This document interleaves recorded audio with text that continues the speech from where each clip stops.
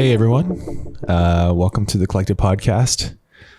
I'm your host Ash Thorp, and as I mentioned in the past video, the solo episode focusing on season 2, I mentioned I'd be doing these solo episodes that can just focus on a particular topic that I find interesting or valid of a deeper conversation and something more of a focus. And it's kind of akin to how I do it when I do speaking events and having this one-way conversation from my mind to yours.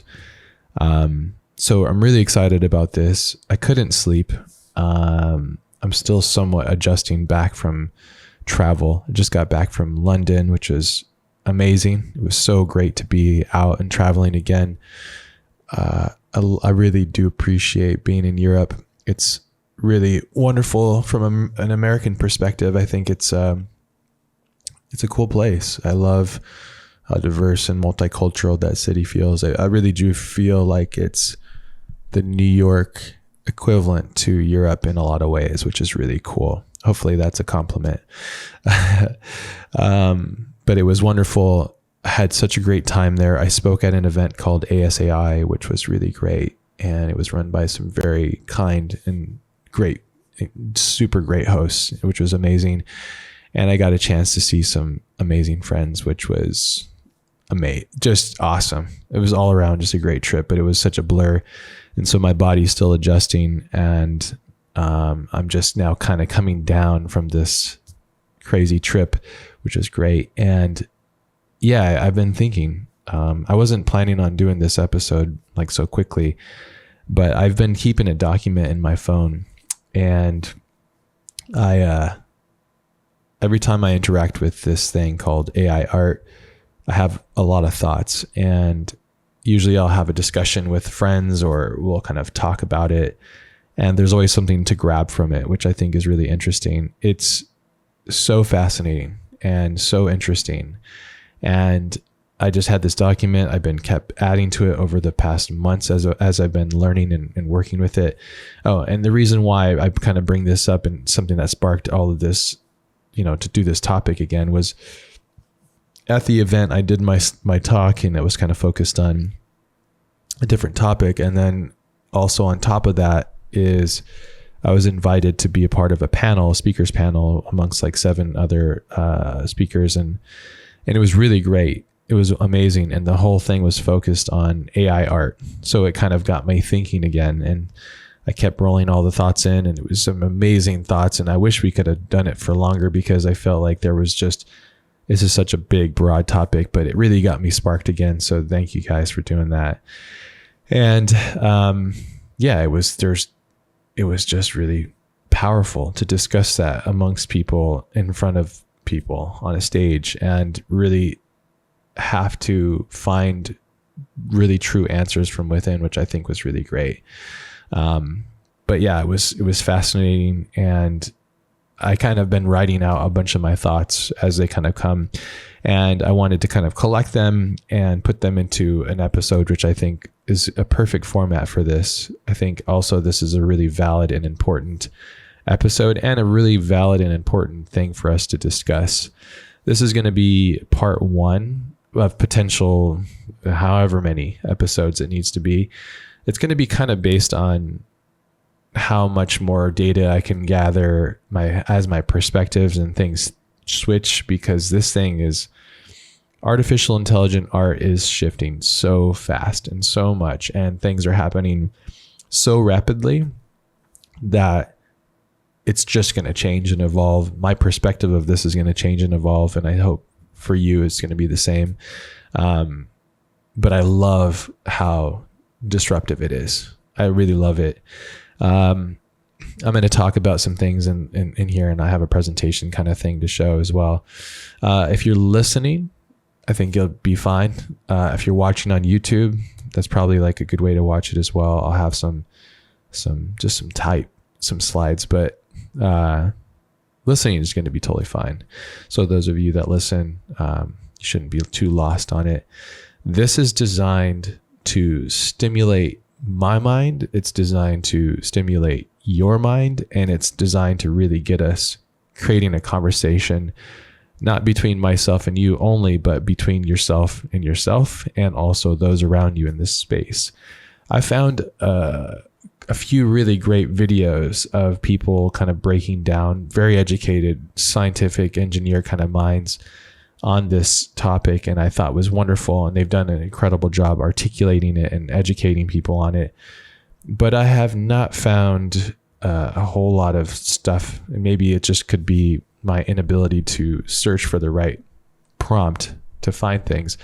But I haven't found an artist, and what I mean by artist, I mean somebody that's dedicated a significant chunk of their existence and time on this planet to image creation. I've not found some like a really definitive perspective from an artist, and I wanted to give my perspective on it. I think it's interesting. There might be some weird opinions that I have that will definitely shift and change, but yeah, I'm also curious what you think. I think when we're publishing this off, we're going to put it onto YouTube, and you guys can talk there, and then obviously on Instagram and so on and so forth. I'm not super good at keeping up with all the comments and stuff, but I'll make sure that Andrew and Aaron potentially can, cherry pick some stuff, and we can put them into the potential part 2. But yeah, let's get into it. I think that covers most of everything. Hope you and your family and everybody's healthy and doing well. It's really nice to be back. My soul needed this, as I mentioned last time. I've missed it. I've missed being a part of the community, and I think it makes me a better person. So I'm really happy to be back. And also thank you all for your super kind and generous thoughts when this came back. It was great. I know for years now people have been asking about the podcast and when it's going to come back, and it's nice to be back. So yeah, let's get into it. All right, got a presentation here. So as I mentioned, this is part 1 of artificial intelligent art, and it is, I don't even know the episode number, but yeah, we're going to get into it. It's going to be an interesting conversation. So I'm going to start always with these. I feel more so now than ever that we are getting offended by things. And I understand why people get offended. I can totally empathize with people being offended to things. I also like that. And I want to make sure, I think this is like a good perspective to have, or a good place to do these kind of things potentially. I'm not sure if this solo episode is going to be the greatest, but I think it keeps it more clear. It's just me to you. But yeah, these are just my personal views. They're subjective, they're designed, and they're going to change, and they're going to evolve with time. So if I say something here that triggers an emotional response from you that's anything other than positive, I apologize. Please understand that that's not my design. That is not my goal. Not necessarily, unless you are offended easily.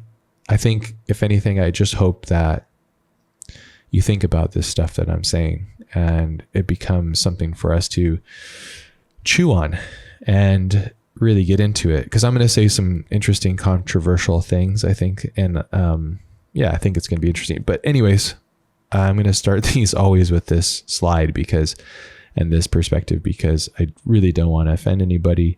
I'm not doing this to create villains. I'm doing this to create friends and thoughts. So I think I kind of mentioned why I want to discuss this, but briefly, I wanted to bring this up because I feel like, as an artist living in this era, in this time, I can't recall, and I love art history and I'm a student of it always, but I can't recall the last time in humanity and art history where art was moving this fast. I've never seen it ever be this intertwined and connected to technology.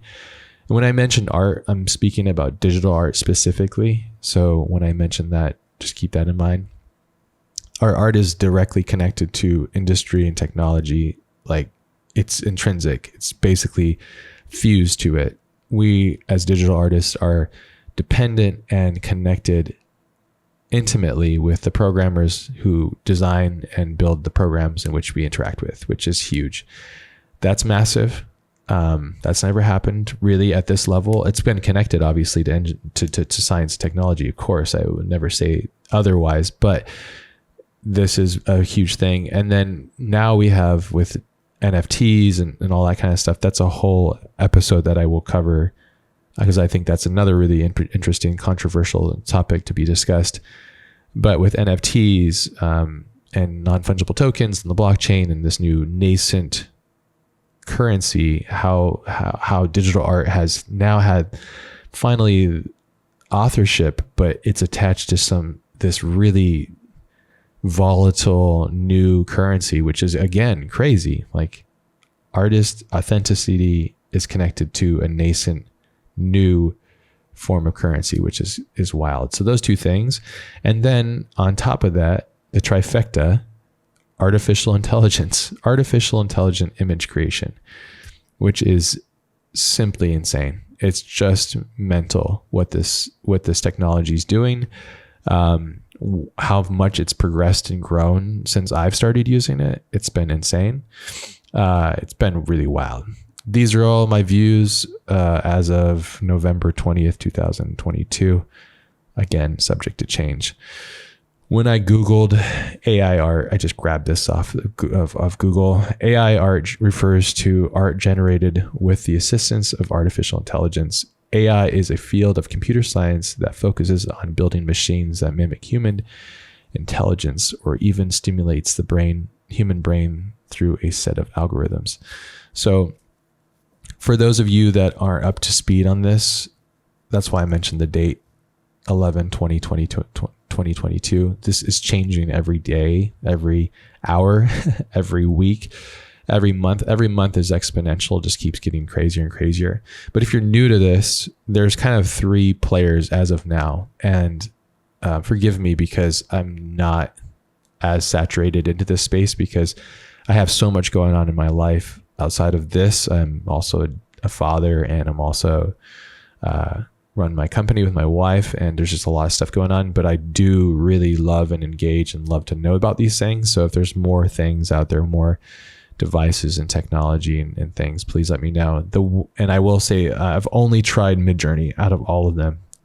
I've watched videos on all three, but the number one, I just put on number one. There's no order. I think they all offer different things, but Stable Diffusion seems to have been on the rise recently. It's been making some incredible stuff. I've seen some friends share some incredible stuff. It's just really, there's no words for it, honestly. It's just crazy. It's one of the craziest things I've seen. Stable Diffusion, I think it tends to use more photorealistic kind of results, it seems like, that I've seen, especially for facial and human recreation. Midjourney tends to be more on the artistic side, but they've just done like a V4 or V5, or I don't even know what's going on there. And I haven't used it for like a month. And then a friend just recently showed me some stuff that they're doing, which is on the dev side. And it's just really bizarre and wild what it can do. Really something special. And it's crazy to see how much it's evolved since I first started using it. And then there's DALL-E, which I believe is Google's thing.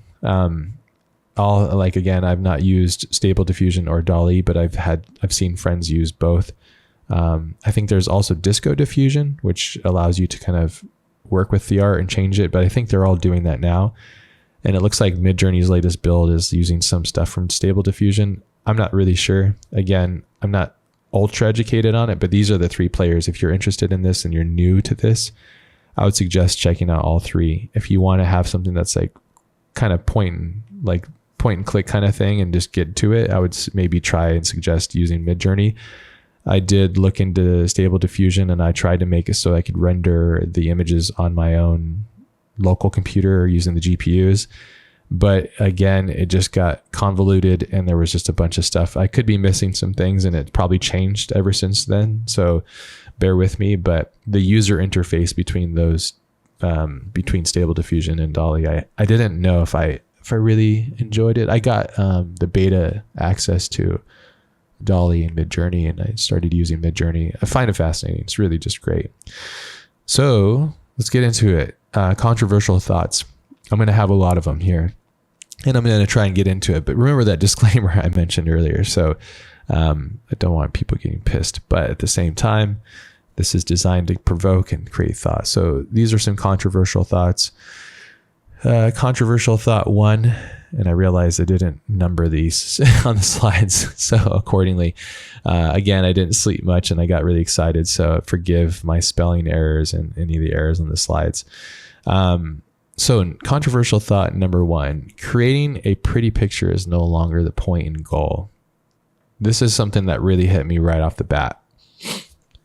And this is going to kind of be something I'm going to discuss a little bit further. But creating a pretty picture is no longer the point and goal. What do I mean by that? I think that when I first started doing art, when I first started making art, it was more or less a way to kind of escape into my imagination. And then I discovered like comic books and was introduced to all different types of art. And for the longest time, it was all about how you can render an image that would have a sense of realism, a sense of energy, a sense of, place, composition, emotion, all that kind of great, amazing stuff, which is ultimately, if you're classically trained in image creation, then you have those fundamentals.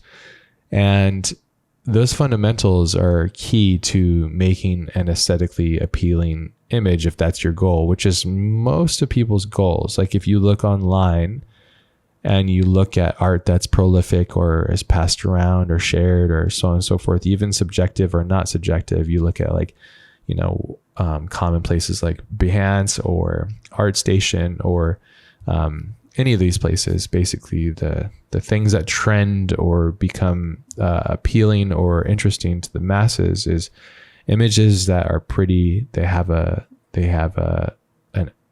cohesive embrace basically to the viewer.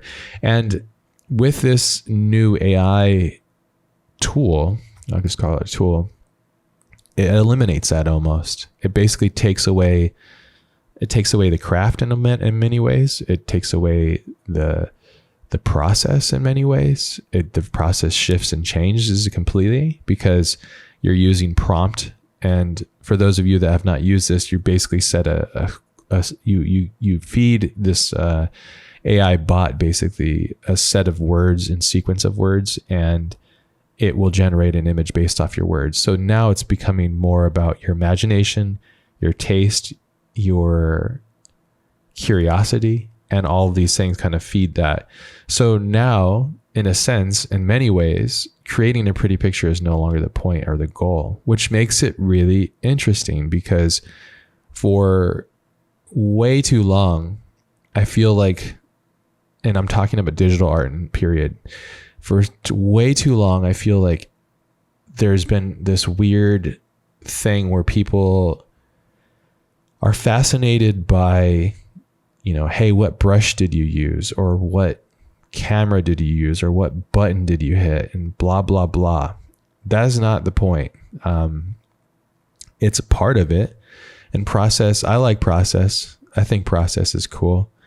I enjoy it, but I also don't like it. I also don't like that that's become like process porn. I don't like that.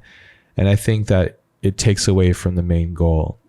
In my opinion, and this is just mine, again, what we're doing is making things. We're making things to create an emotion between ourselves and the image and the rest of the world, or whatever the intention is. And I've never sat down and said, hey, I want to sit down and do some poly modeling and UVing and all this horrible crap.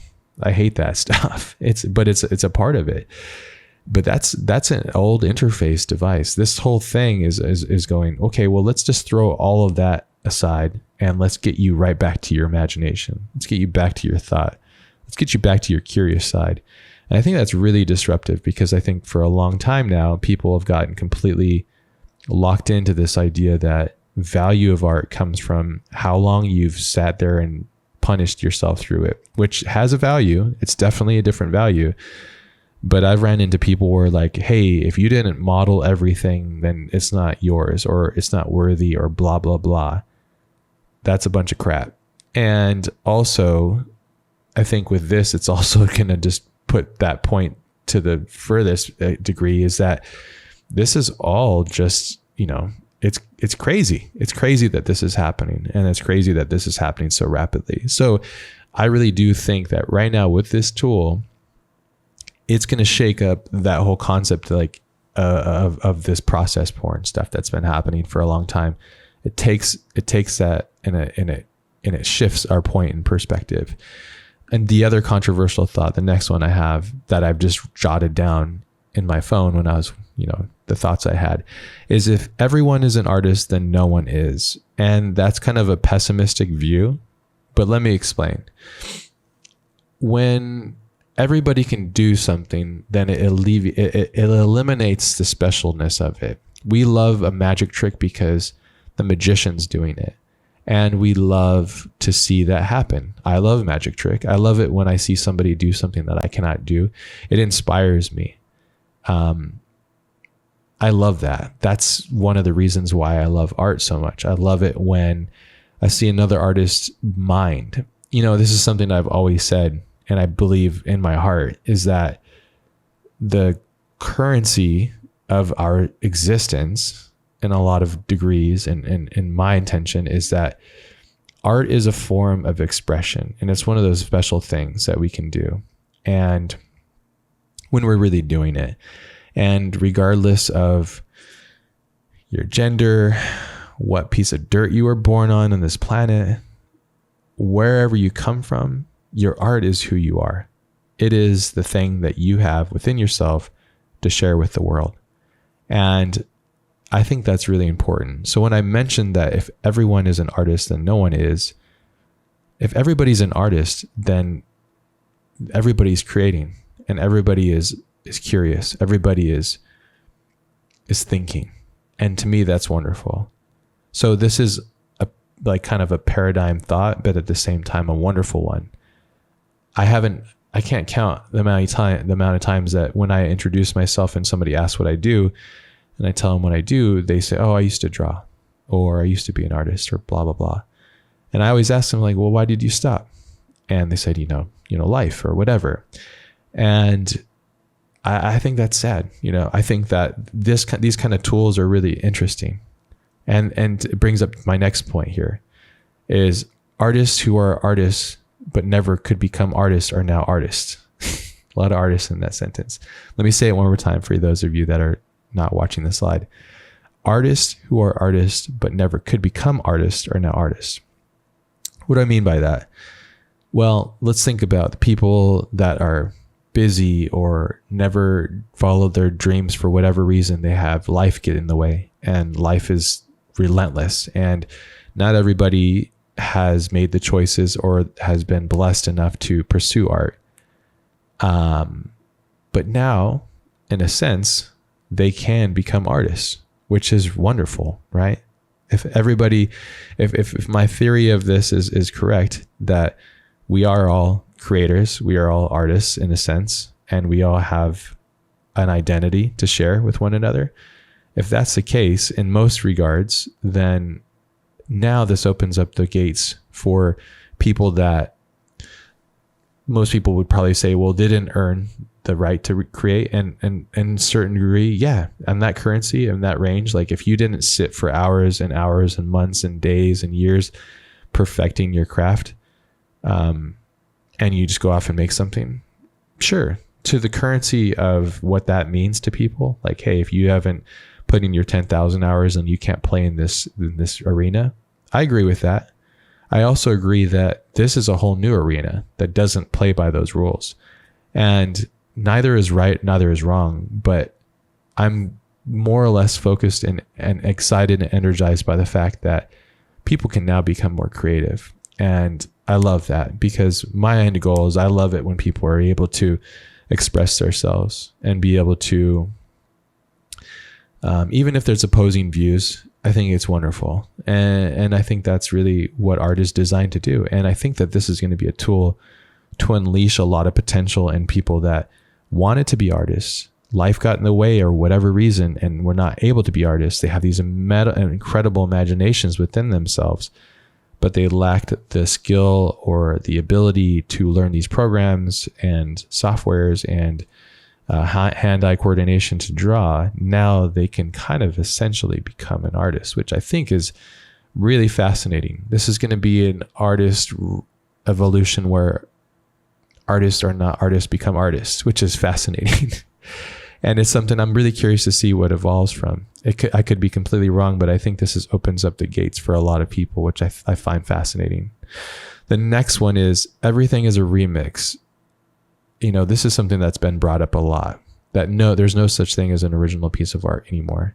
And to a degree, I do agree with that to a certain degree, but I also think that just the simple act of doing and the act of creating and the act of existing within the creative realm and making something, I think that's authentic and unique enough.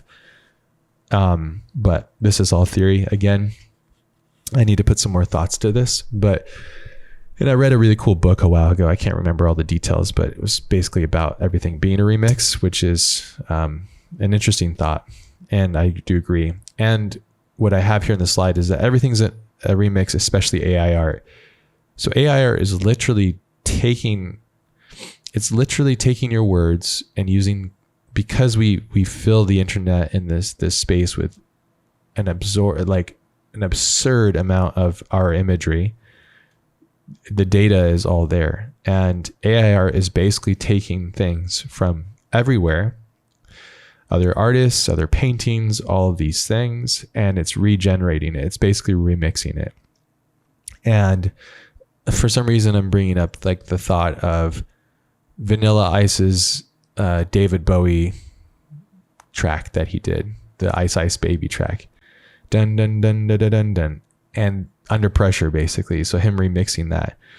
People had an uproar. People that love David Bowie were like, what the hell? And then Vanilla Ice is like, well, I just shifted it and added one more beat, And then Vanilla Ice's track became, infamous and world famous. So we all like a remix. I think it's just, it's really complicated. Obviously, we're complicated people, and I think that using this art, and I've seen so many people really hate AI art, and I feel for you. I really do. Hate's a strong word. I've seen it like crazy. I also feel for you though. And there's lots of valid points that people that despise this, people that despise this will say like, you're using the art of a dead person to create your happiness and so on and so forth. And I'm referring to in a prompt when you'd say like, in the style of Picasso or whatever. And these are people that are past that have a lot of data online because they're well documented. When you say like, use that person, you're basically bastardizing their art when they're dead. And that is a ethical issue. And there's also a big ethical issue. And where do these images come from? And that leads me into the next one, which is, and this is something I haven't done in great depth. I know that my wife and friends of mine have gotten in and read some of the legal documentation on Midjourney stuff, because this is the one I use. But I would strongly suggest that you find the legal documentation on this stuff, and ask yourself, like, do you own this? What are your rights as a consumer and user of this new tool? As far as I understand, and I could be wrong, and I'm just referencing Midjourney, is that Midjourney, when you use it, they own it, I believe. And I think that's to protect them because they're using a tool which basically uses the internet to recreate imagery, and they're selling that tool to users like myself to use. And it's not unethical, but it is unethical because they're using other artists to make things, but they're remixing. So it's this massive remix machine. It's a thin line. It really is. And I think the legal side of this stuff and the ethical side of things is going to be, I would hope it would be coming to the surface sooner than later, because I think it's important for us to realize that when we are taking something from somebody, that we acknowledge it and that we don't necessarily own it. But that's a thin line, you know. This is pose another thought to you, is that, and I see this all the time, and it's artists aping other artists, where they say they see something online and they go, that's really cool, and they basically rip that off. And then they post it up and they're like, cool, check out my thing. And we all look at it and go, well, especially if you know, we all look at it and go, well, cool, but like, you didn't make it a new thing. You kind of just took that thing and evolved it past. And that's, hey, there's nothing wrong with that, especially if it's a study for you to understand your craft and why you love what you do. And a lot of us, myself included, do that. But it also is you not necessarily adding to the ecosystem of art itself. So this is another controversial talk. I'll keep moving. Then the next kind of controversial thought I had was craft and process are not the leading forces. And I touched on this a little earlier. The creative, curious, imaginative minds now drive once again. And I really love that. I love that the creative, curious, imaginative minds are now driving this thing. By remixing everything, we're using this tool. And if you're creative and you're curious and you have a sense of imagination, well, then that you're going to do wonderful in this space, because you're going to be able to basically manage this thing and make something really crazy from it.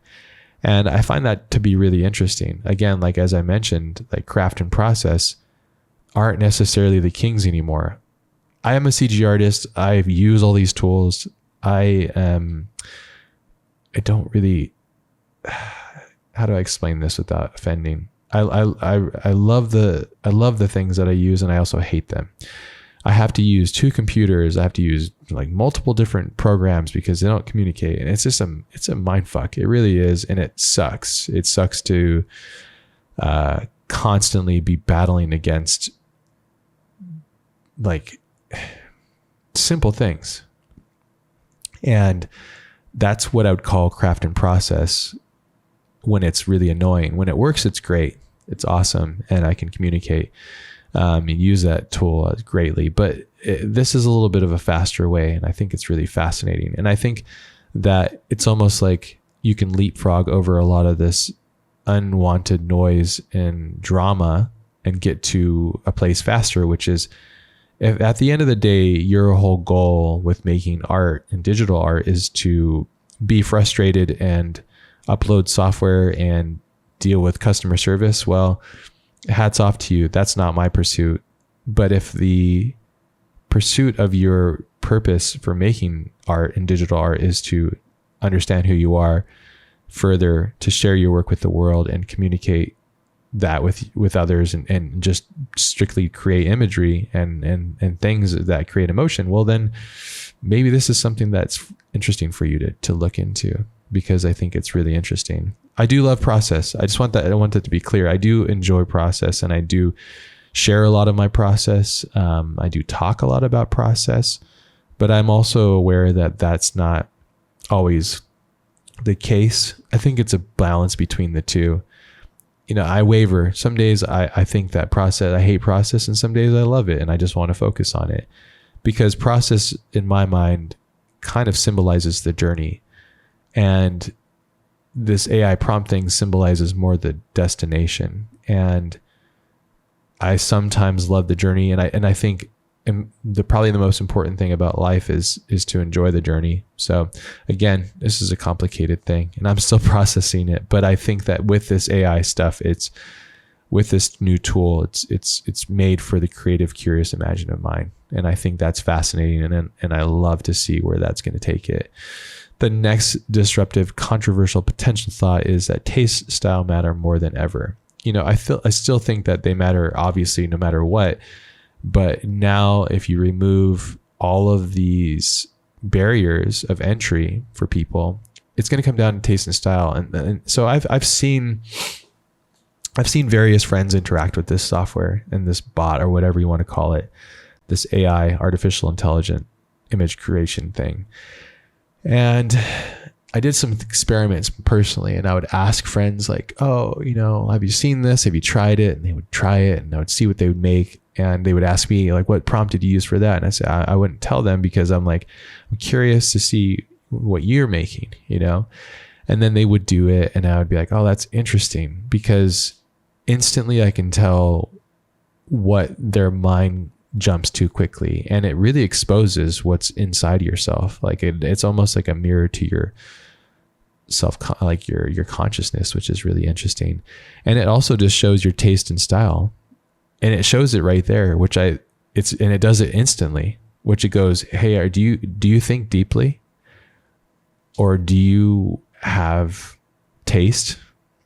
And what's your taste, and what's your style? You know, I think a lot of times people, and I look at it and I see it, is that things are so immediate and so vapid and so, I don't know, transparent and disposable nowadays. And I think taste is completely lost. You see it with like, people get inspired by a thing like, let's say, cyberpunk. Let's just use that as an example. And people go, oh, cool, cyberpunk, blah, blah, blah. A video game comes out, and that's a thing. And then people that are into cyberpunk, they don't realize where that stuff kind of comes from. And then they don't understand the intrinsic connection to those things. And I think that the taste then gets kind of watered down. And that kind of evolves into the style. So I think this thing really gets into understanding, like, really, what is your taste? Do you understand where things come from? Where do things come from, and how to understand that? And that's just literally being a student and a lover and observer of all of this stuff. You know, I think that, you know, being an artist and being connected to it, I think it's really important to understand where things come from. And ask yourself, you know, why do I like this thing? And I think that taste and style kind of connect to it. This is something I'll say, and I'll say it over and over, and you'll hear it all the time, is I believe that my style and your style and everybody else's style comes from your failures and everything that rise to the surface. Your style is everything that you've taken past your failure point. And that's really what your style is. And every artist that has an incredible style that I love, it's because they failed beyond everybody else and found something that only themselves could, you know, pull out of that failure. The next potential controversial thought that I have is, no one human in history of image creation could come close to the reality, speed, ability of what this new tool produces. I mentioned this prior, but like, name a person that could do this at the same speed, reality, reliability, and the ability, basically. Like, there's no human. And this is a really eye-opening thing, that if no human in history can do this, then what does that really say? You know, what are we doing here? And I think that this is really eye-opening, honestly, because this machine has already surpassed all of us. This concept of what we're giving this thing, and it's feeding off of all of us, it's surpassed us.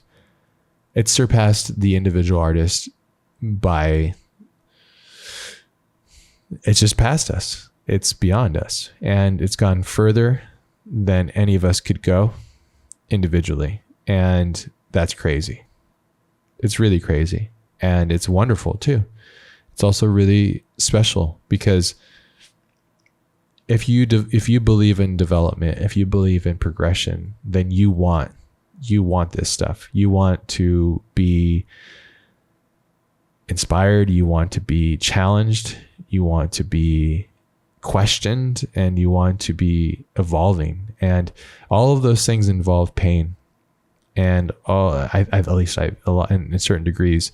And I think that this is we really need to look at this and go like, damn, we've been surpassed.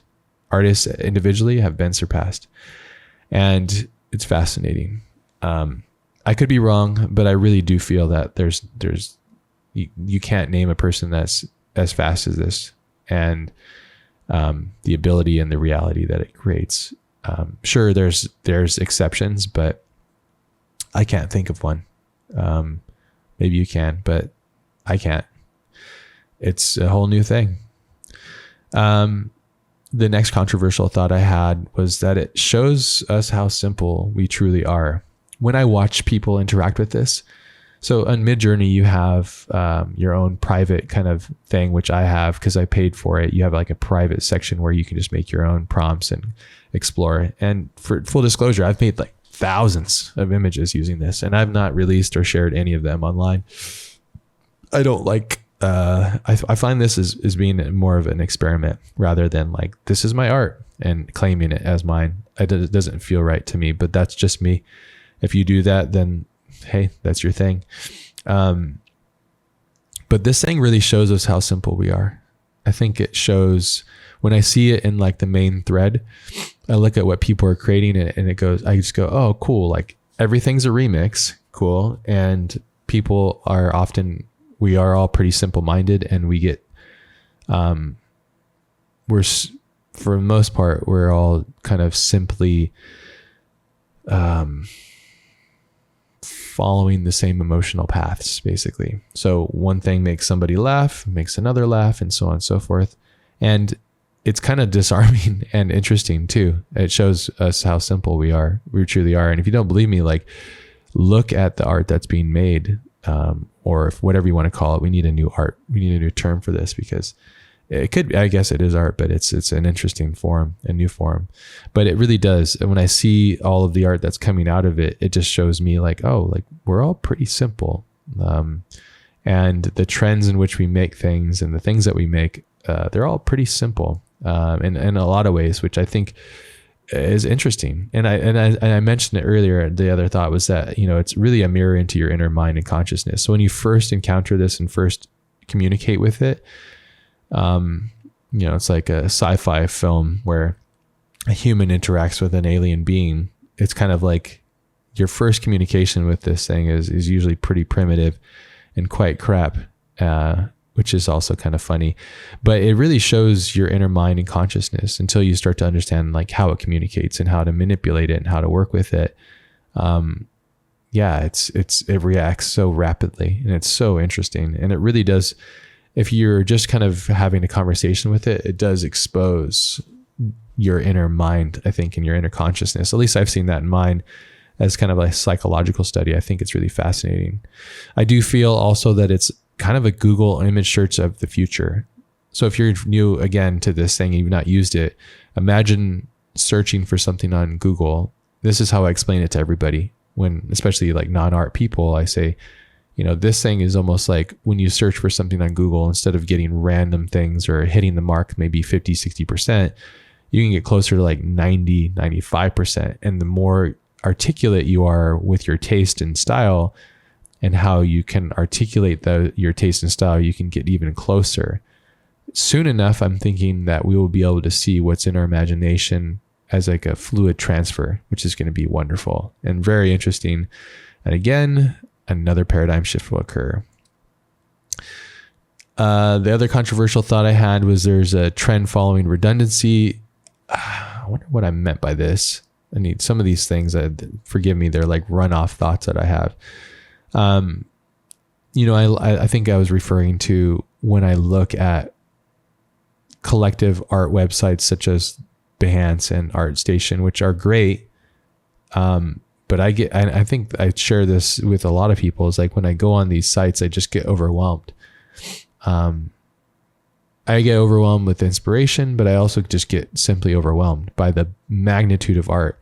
And the thing that I also get overwhelmed by is the wave of trends, and going like, oh, okay, well, that person is doing this, using that tool, and they're basically aping that thing. Cool. And then that becomes a trend, and so on and so forth. And you see it with AI art too. Like it's the same thing happening again. And I would, and I'm asking this of myself too. I would suggest and employ and challenge you to fight that urge to make the pretty picture that would potentially get you, I don't know, basically following a trend. I would say try something else, use this tool and see what comes of it. This is something that I mentioned at the talk in London, and it's a thought that I've had for a while now, is when it comes to Midjourney, this AI prompt bot art thing. It's called Midjourney. It's not called Endjourney. It's in its name. It's not designed to be, you make the thing and then you're done. It's a wonderful name, actually, for what it actually should be doing. In my opinion, it's a Midjourney. It's not the end thing. When you make it, anytime I've interacted with it or used it as a device and a tool, I've realized that it's actually something that if I can get it to 80% there, then I would manipulate it to the final. And it's akin and similar to what we would call photo bashing, which is taking images and kind of collaging them together and manipulating them. And that's kind of a common thing that's happened for the past decade or so in the digital art space. I think it's the same with this. So instead of Google searching for certain things, you use this AI prompt, you gather it, it gets you about 80% there, and then you can take it the last 20% and then bring it to the final mark. So, which is really interesting. The last of my controversial thoughts is it's just another tool to be used. And I think it needs to be used, studied, and harnessed. I really do not suggest that you fear it. I think that you should embrace it. I really do. I've seen a lot of fear around this, and I would strongly suggest learning about it, reading about it.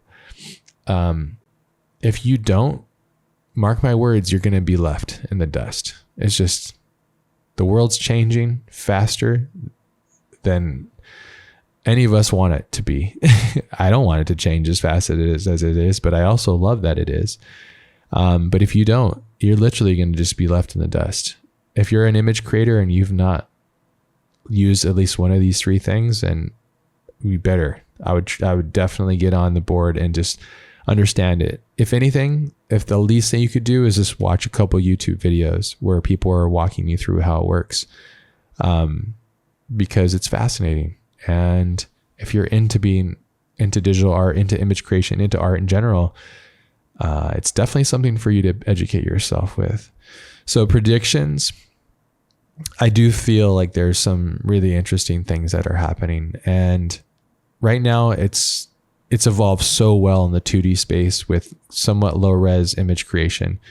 It's gotten crazy. We're now able to feed images back into it and modify and adjust it. And then, which I think Disco Diffusion was able to do, but I think Stable Diffusion's doing now. And I know Midjourney is doing it now, but the 2D game is getting better and better. So what's next after 2D? I think that the next one I'm hoping is going to be, well, now we can make a 2D image. Well, let's make a 3D image. And that's going to be really wild, because being able to AI randomize things in the 3D realm is going to be so wild, because now we can kind of get crazy in a dimensional space, and that's going to add to the metaverse and feeding the metaverse. And we're going to have AI, art generating everything, which is going to be super nuts.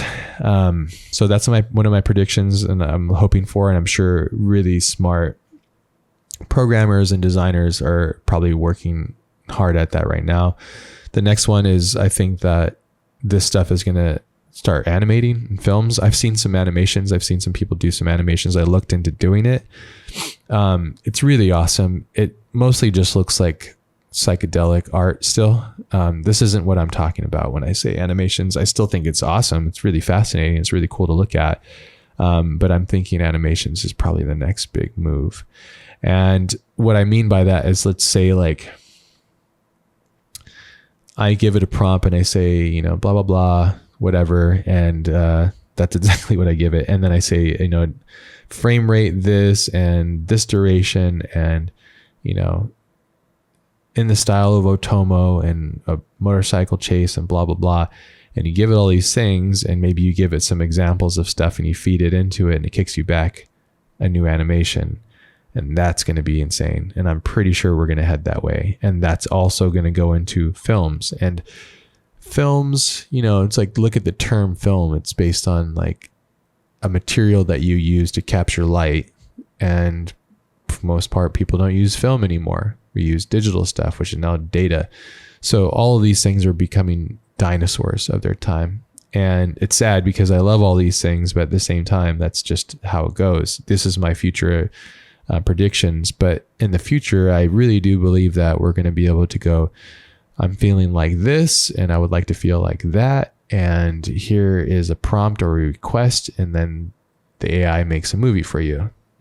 It's going to be nuts. So, and a movie, again, is a term that's used for something that this new thing is not going to be. It can't be called those things. It's going to evolve past it.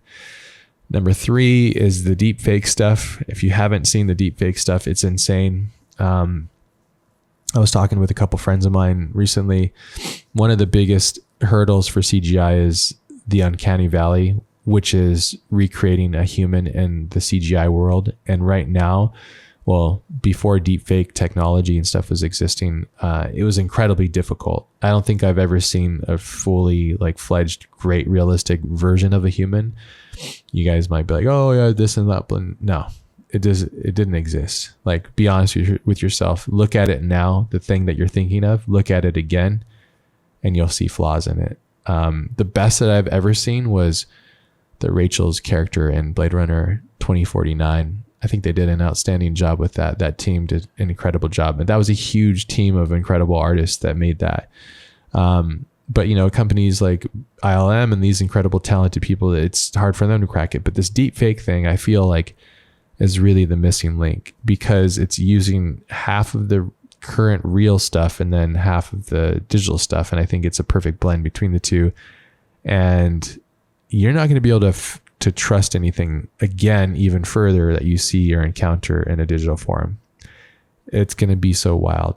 And then there's the neural radiance fields, the nerf stuff, which is nuts. Look into that. If you haven't, we mentioned it, talked a little bit about it on the podcast they did with people, but the neural radiance fields is insane. Combine that with AI and then deepfake, and then we're just going to be in like, what the fuck realm. Going to be crazy. Closing thoughts, things to think about. Artists still have value. You have value. I have value. If you're being authentic and connected to yourself and making things with a pursuit and purpose and a goal in mind, well, then you have value. Don't lose that. Don't think that this is going to replace you. Have a higher sense of knowing who you are, and also believe in yourself. You know, this is important. This is an important part. This all is in its nascent state. I would suggest and highly recommend that you spend some time and become an early adopter of this, because there will never be a time ever in the future where this thing is where it is now.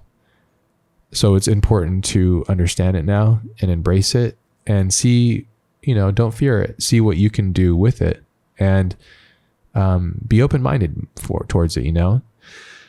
And, you know, this is something I touched on in my talk, and I think that it's something that I'm going to push as far as I can with myself, and hopefully with yourself as well, is like, you must have a deep understanding of who you are and why you're doing what you're doing. That's a universal law, right? We should all know that. And I think that you really must have a spiritual connection and purpose with the work that you make. I think that's what makes you you, and it makes you special, and it also makes you stand out amongst the crowd, is to have a deeply rooted spiritual, or whatever word you want to use, a connection with your purpose and pursuit with the work that you create. It's very, very, very important in this time when everything is shifting and everything is flipping on itself. That'll be the thing that you can cling to. That'll be the thing that has the most value to you and the world at large. Authenticity is and always will be the highest form of human currency. I really believe that. There's other things, of course, you know, we talk about time a lot, but I think authenticity is really, the more I think about it, the more I realize that, you know, this is really, really, really key, is having the highest form of currency, which is you being authentic and creating your best work by being yourself. So, well, that's the last slide there, but anyways, I'll jump over to the webcam, say goodbye to everybody. But anyways, this is a long solo episode. I didn't know how long these are going to be. It's almost like an hour. Yeah, I hope you all enjoyed it. This is just, it's wild. It's crazy. It's what a time to be alive. It really truly is. It's scary and awesome and wonderful. I hope you got something out of this episode. I hope it inspires you. I really hope that if you are afraid of this, that this maybe took a little bit of the edge off and got you to think about this a little bit more and consider looking into it and trying it. That would be amazing. For those of you that are already doing it, maybe it gives you something to chew on and think about. If you're making something and you're just doing it for trends and likes and follows, like,